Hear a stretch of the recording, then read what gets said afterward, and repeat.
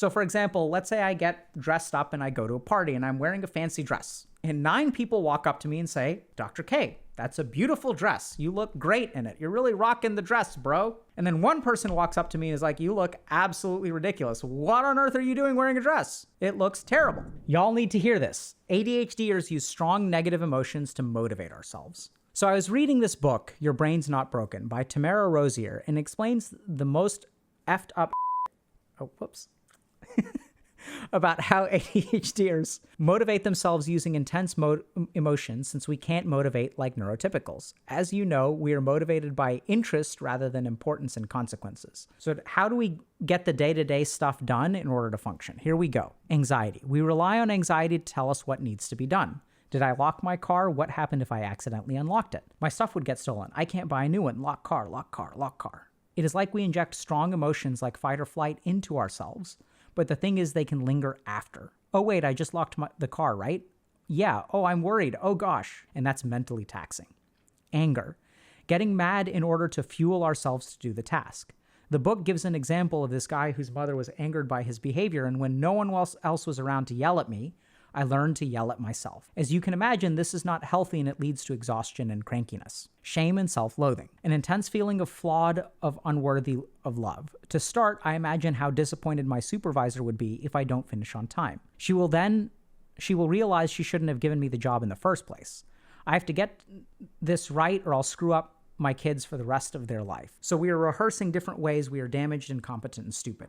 There's more in the book, but these are really the top 3 that I found crazy. We use anxiety, anger, and shame to fuel the motivation deficit, and neurotypicals have naturally, and it can come at a cost. So I really like this post for a lot of reasons, and there are some things that I would sort of disagree with. The first thing that I really like is that it shows how having ADHD and negative emotions can synergize in some ways. What I dislike about it is that I think it once again oversimplifies into attributing all of these things to ADHD. So this isn't just true of people with ADHD, this is true of everyone. Where if we kind of think about it, why do human beings have negative emotions, right? Let's just start there. Let's start by recognizing that anxiety, shame, and anger are not exclusive to people with ADHD. These are conserved across the entire human race. And why is that? It's because they are very, very useful emotions. So in today's society, we tend to think about negative emotions as negative, right?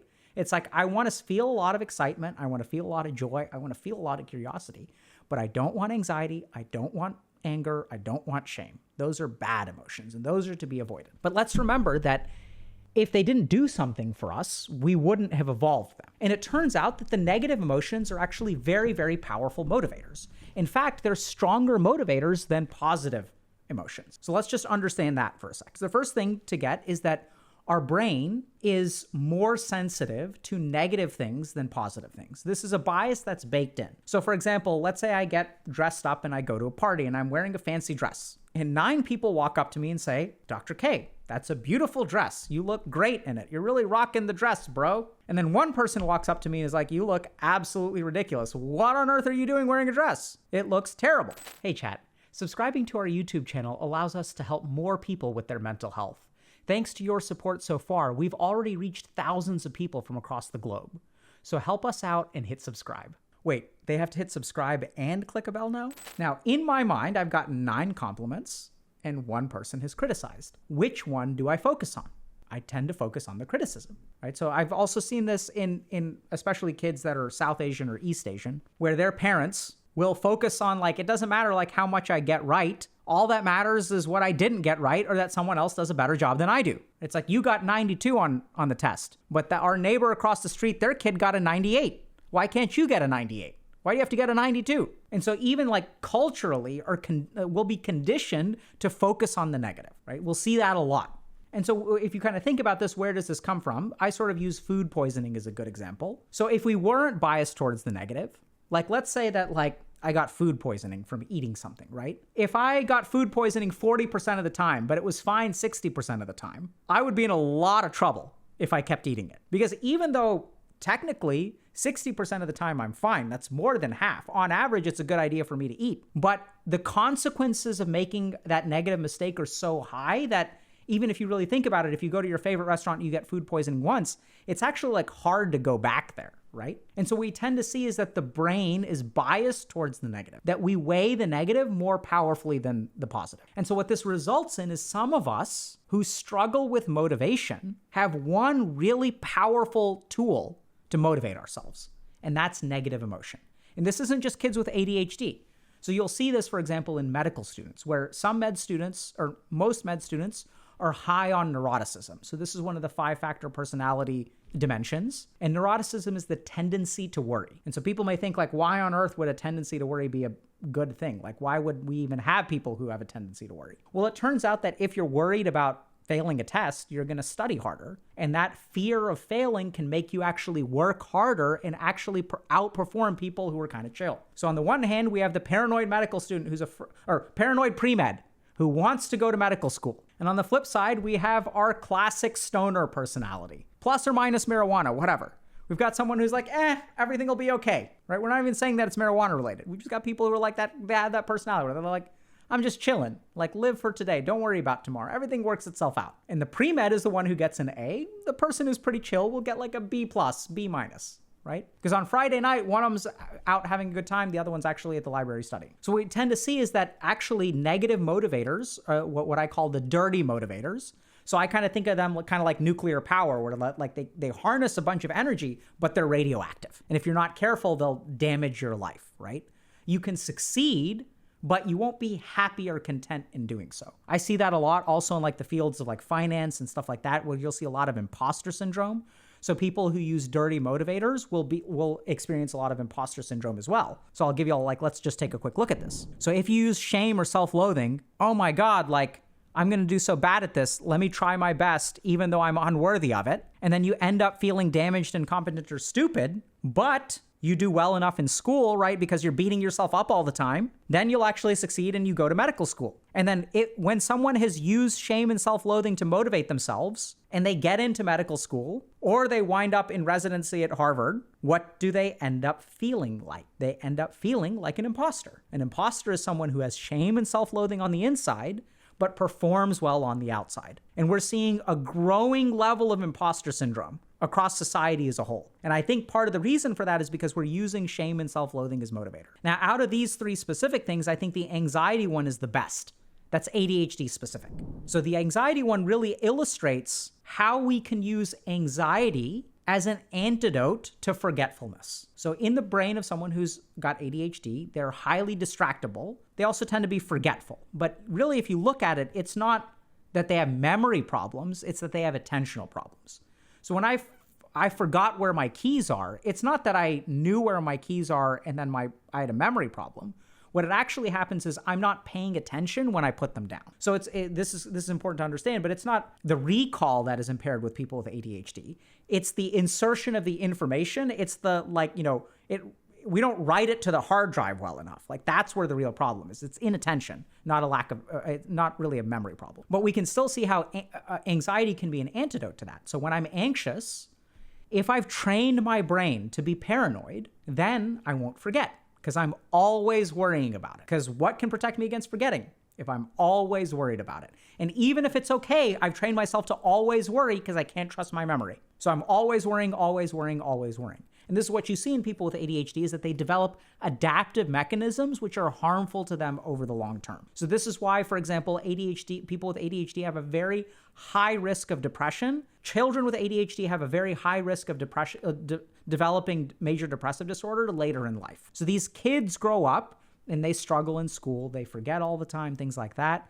They develop some self-esteem issues. So that too, I think this isn't directly a consequence of ADHD. This is usually what happens when you have a kid with ADHD, is they look around at other kids and they realize, I'm just as smart as these other kids are. They're told by their teachers, they're told by parents, you're so smart, you have so much potential. So I know I've got the IQ, but then I can't perform in school.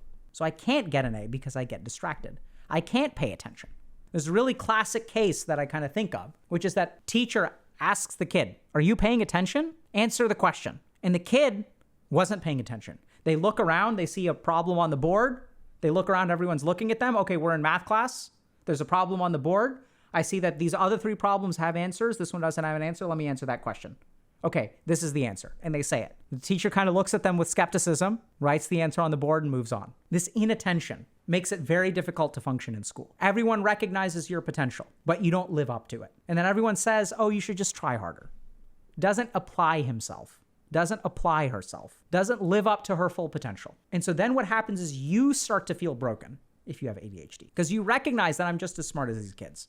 When I pay attention, I'm able to learn just as fast as they do, but I'm not able to pay attention. And no one recognizes that my problem is a lack of attention. It's like exactly what happens. Imagine a child who goes to school, is super smart, but needs glasses and can't read because they don't have glasses. How would that child feel about themselves if no one recognized that, oh, the problem is the kid needs glasses? The child would stumble, adapt, do all kinds of stuff to just be average.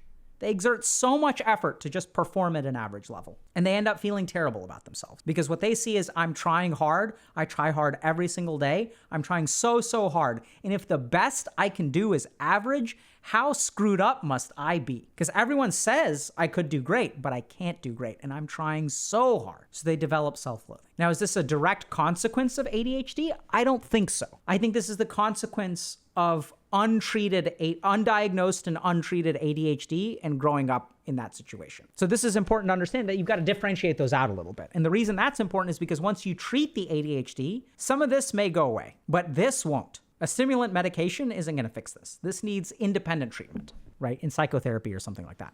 Now, anger is a really interesting example because we do know, for example, that emotional dysregulation is common in people with ADHD. People with ADHD can sometimes have low frustration tolerance. They can kind of perseverate, and if they get disturbed, they can respond with anger. There's some evidence that given the same stimuli, people with ADHD will feel more anger. But that, once again, I think you've got to be kind of careful because I don't know that that's necessarily an adaptive mechanism like the other two. I think sometimes people with ADHD just experience more anger and frustration and have difficulty with frustration tolerance. That has something to do with probably the way that their frontal lobes struggle to inhibit the negative emotional circuitry in the brain. So for a neurotypical person, if I experience some amount of anger, there's another part of my brain that's like telling me, okay, calm down, take a deep breath, let's not lose control. And that's the part of the brain that really doesn't function very well in people with ADHD or some people with ADHD. Now, what all human beings will tend to do in that situation is like, if I'm going to be angry anyway, let's make the most of it. So people with ADHD will develop some adaptive strategies, but I think anger is a little bit different. Just to kind of summarize, I think it's really unfortunate, but oftentimes people with ADHD will experience high levels of negative emotion. In the case of anxiety, sometimes that's almost an adaptive mechanism to make up for being forgetful, distractible, or not paying attention to things. Other examples of the negative emotions they experience aren't necessarily adaptations per se, but are consequences of frequently growing up without a diagnosis or treatment of ADHD. And the important thing there is that if we say that self-loathing is a part of the ADHD, then treating the ADHD should fix the self-loathing. But in my experience as a clinician, it doesn't work like that, that you can treat the ADHD, but you need to deal with the self-esteem and self-loathing independently. And the last emotion is anger, which in my experience, a lot of times people just get dysregulated very easily. I don't know that it's necessarily adaptive. Maybe a portion of that is adaptive. But understand that part of ADHD is to be unable to regulate your emotions. And then as most people with ADHD do, they'll adapt to those circumstances as best they can, maybe use that anger to manage social situations, maybe use that anger to even beat themselves up a little bit. And then what we do know is that people tend to internalize the dialogue that is used with them. That has nothing to do with ADHD. That's just how we all work. So you can take a kid in an abusive situation, whether they have ADHD or don't have ADHD. If they're given abusive language, they will internalize those thoughts and have self-esteem problems later. At the end of the day, I do think it's really, really important to understand the connection between ADHD and emotions. And hopefully we've sort of illustrated that a little bit today. If you found this video helpful, check out Dr. K's guide. We've spent hundreds of hours writing and filming to help people understand their mind so that they can build the lives that they want. So check out the link in the description below.